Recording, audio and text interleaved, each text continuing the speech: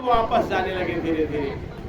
तो निरंजन भगवान जो यहाँ के मालिक बने, इनको बड़ी चिंता हुई साथियों। ये सारे जीव वापस चले गए तो यहाँ बचेगा जड़ केवल हमारा, चेतन तो वापस जा रहा, सब चले जाएंगे। तो ये सारा न्यूट्रल है, छिप जल पावक गगन समीरा। ये जो 5 तत्व का शरीर है, भी चेतन शक्ति बाहर कर दीजिए फिर ये कोई हरकत नहीं करेगी। ये रचना धीरे धीरे समाप्त हो जाएगी, हमारी पूरा राज्य ही खत्म हो जाएगा। इनको बड़ी चिंता हुई। फिर इन्होंने लाखों लाख वर्ष तक उस सतपुरुष महाराज का ध्यान लगाया, उनको खुश किया और वहां जाकर के उनसे कुछ वरदान मांग के लाए। इन्होंने विचार किया, कुछ दिमाग लगा के यहाँ जीवों को रोका जाए। तो ये रोकने के लिए तरकीब क्या लगाए, यहाँ जीवों को कैसे रोका जाए। तो सतपुरुष महाराज को लाखों लाख वर्ष तक साधना करके खुश करके और उनसे ये वरदान मांग के ले आए कि जो मानव का निर्माण मैं धरती पर किया हूँ, इनको कर्म का अधिकार दिया जाए। ये काम करेंगे और ये जो काम करेंगे उसी का फल देने का अधिकार मुझे दिया जाए। यह उनको वहां से अधिकार दे दिया गया है। और उन्होंने वहां से ऊपर से आवाज सुनाया, ब्रह्मा जी ने उसको लिखा, वही आपका वेद बन गया जिसमें 1 लाख श्लोक है। उसी को पूरी धरती पर सुना दिया गया।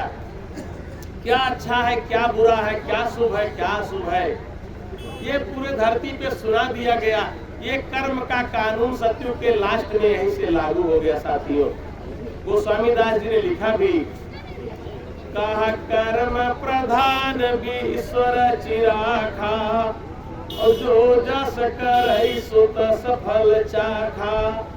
कहा यहाँ कर्म को प्रधान बना दिया गया और उसी प्रधानता के दम पर ये दुनिया चलाई जा रही है। यहाँ जीवों को रोका गया है, आनंद के देश वापस नहीं जा रहे हैं, इसी दुनिया में आनंद खोज रहे हैं। कर्म प्रधान कर दिया गया, जैसा करेंगे वैसा भोगेंगे, ये कानून बना दिया। अब हम आप उस समय थे धरती पे और कर्म के कानून के हिसाब से हमने आपने उस समय भी कुछ न कुछ कर्म कर दिया, और जो कर्म कर दिया उसी का फल भोगने के लिए हमको आपको यहाँ 3-4 प्रकार की रचना बना दिया इन्होंने।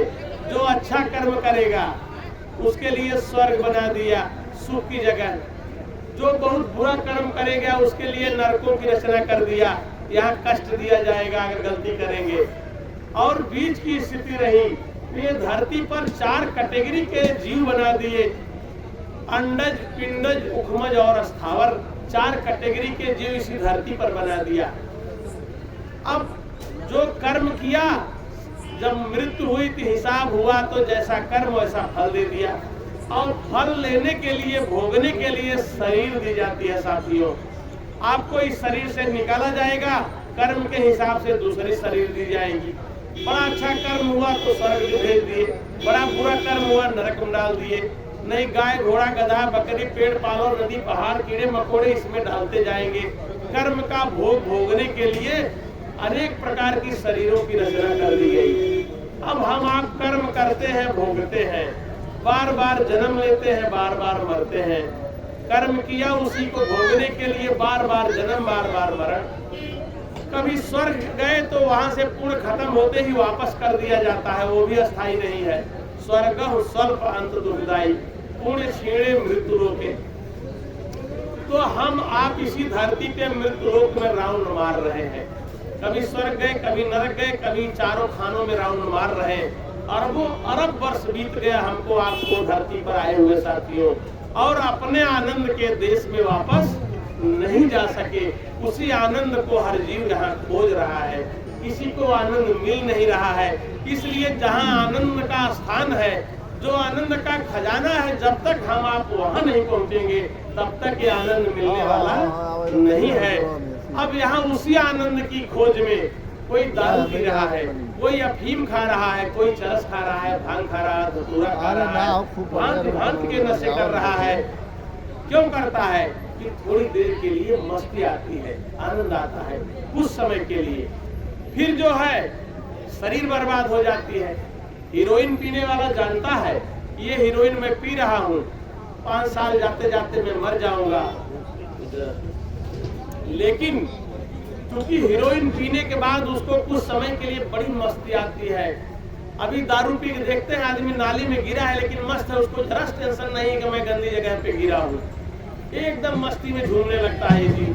तो इस जीव को चाहिए आनंद, और उसी आनंद की खोज यहाँ कर रहा है।